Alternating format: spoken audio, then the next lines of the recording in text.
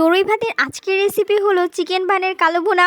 জিনিসটা শুনতে হাস্যকর মনে হচ্ছে না? তো ঘটনা হলো গিয়ে আজকে আম্মু আমাকে বলেছিল চিকেন বান বানানোর জন্য, আর চিকেন বানটা যাতে একটু বড় করে বানাই যাতে সবাই খেতে পারে। আর বড় করতে গিয়ে আমি এত বড়ই করে ফেলেছি যে এটা পরবর্তীতে উল্টাতে পাল্টাতে আমার অনেক সমস্যা হয়েছে, আর এটা একদম পুরো কালো ভুনা হয়ে গেছে। মানে বলতে গেলে বেশি পাকনামি করলে যা হয় আর কি। প্রথম দিকে তো সব কিছু নর্মালি ছিল, কিন্তু সব সমস্যা শুরু হয়ে গিয়ে উল্টাতে পাল্টাতে গিয়ে। তো চলুন আগে আপনাদের সাথে আমি রেসিপি শেয়ার করি, তারপর ঘটনা বলছি কি হয়েছিল। তো এখানে প্রথমে আমি বান বানানোর জন্য ডোটা রেডি করছিলাম। আর এই ডোটা মাখানো আপনারা নিশ্চয়ই এতদিনই শিখিয়ে গেছেন কিভাবে মাখাতে হবে। আমি এত পরিমাণ ডো মাখাই যে একই রেসিপি বারবার বলতে বলতে আমি অস্থির হয়ে গেছি।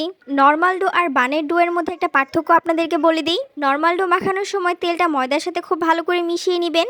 আর বানের জন্য ডো রেডি করলে ডোটা রেডি হয়ে যাওয়ার পর তেলটা দিয়ে 5-6 মিনিটের জন্য এটাকে খুব ভালো করে মথে নেবেন।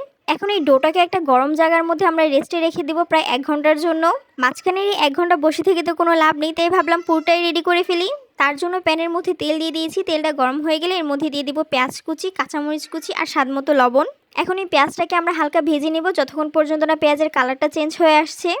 পেঁয়াজের কালারটা চেঞ্জ হয়ে আসলে এর মধ্যে আমরা অ্যাড করে দিব আদা রসুন বাটা। তারপরে আদা রসুনটাকেও হালকা একটু ভেজে নেব। এখন এর মধ্যে অ্যাড করে দিচ্ছি ছোট ছোট করে কেটে রাখা চিকেন। এই সব কিছুর সাথে চিকেনটাকে আমরা প্রায় 1 মিনিটের জন্য ভেজে নিব। আর তারপর এর মধ্যে আমরা কিছু মশলা অ্যাড করে দিব। প্রথমে এর মধ্যে দিয়ে দিচ্ছি 1 চা চামচ পরিমাণ চিলি ফ্লেক্স, 1/2 চা চামচ পরিমাণ ধনিয়ার গুঁড়া আর জিরার গুঁড়া। এখন মাংসের সাথে মশলাটাকে খুব ভালো করে মিশিয়ে নিব। মিশানো হয়ে গেলে এখন একটা ঢাকনা দিয়ে ঢেকে মাংসটাকে রান্না করতে থাকবো। মাঝখান দিয়ে ঢাকনাটা উঠিয়ে আমি 2-1 বারের জন্য নেড়ে দিয়েছিলাম। এই পর্যায়ে মাংসটা খুব ভালো করে কুক হয়ে গেছে। এখন এটাকে প্যানের সাইডে রেখে দিব। তারপর প্যানের অপর সাইডে দিয়ে দিচ্ছি 1 টেবিল চামচ পরিমাণ বাটার। এখানে বাটারের পরিবর্তে তেলটাও ব্যবহার করা যাবে। বাটারটা মেল্ট হয়ে গেলে এর মধ্যে দিয়ে দিব 1 টেবিল চামচ পরিমাণ ময়দা। এখন বাটারের সাথে ময়দাটাকে খুব ভালো করে ভেজে নিব যাতে করে ময়দার কাঁচা গন্ধটা চলে যায়। তারপর চিকেনের সাথে ময়দাটা খুব ভালো করে মিক্স করে নিব। আর এর মধ্যে অ্যাড করে দিব 1 কাপ পরিমাণ লিকুইড গরুর দুধ। হাতের কাছে গরুর দুধ না থাকলে এখানে গুঁড়া দুধটাও ব্যবহার করতে পারেন। এখন এই সব কিছুকে একসাথে খুব ভালো করে মিক্স করে নিব। মিক্স করে নেওয়া হয়ে গেলে এর মধ্যে আমরা অ্যাড করে দিচ্ছি প্রায় 1 টেবিল চামচের মতো টমেটো কেচাপ। আর দিয়ে দিচ্ছি 1 টেবিল চামচ পরিমাণ ম্যাগি সস। এখানে ম্যাগি সসের পরিবর্তে আপনারা সয়া সসটাও ব্যবহার করতে পারবেন। সব কিছু একসাথে খুব ভালো করে মিক্স করা হয়ে গেলে এটাকে চুলা থেকে নামিয়ে নিব।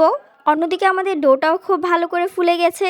এখন হাত দিয়ে চেপে এর ভিতর থেকে আমরা বাতাসটা বের করে নিব। তারপর একটা পরিষ্কার জায়গার মধ্যে নিয়ে এটাকে আরও 2 মিনিটের জন্য খুব ভালো করে মথে নিব। এবার এই ডোটাকে 2 ভাগে ভাগ করে নিয়ে আমরা রুটি বেলে নিব। আমরা নর্মাল যেমন আটার রুটি রেডি করি তার থেকে এই রুটিটা একটু বেশি মোটা হবে।